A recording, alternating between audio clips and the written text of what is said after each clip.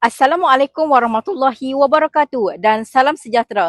Saya Nur Syahira binti Muhammad Syukur dari Sekolah Menengah Kebangsaan Tokai yang membawa kod sekolah KEAA 091. Pada hari ini, saya ingin mengulaskan tentang isu keselamatan para pelajar di kawasan sekolah.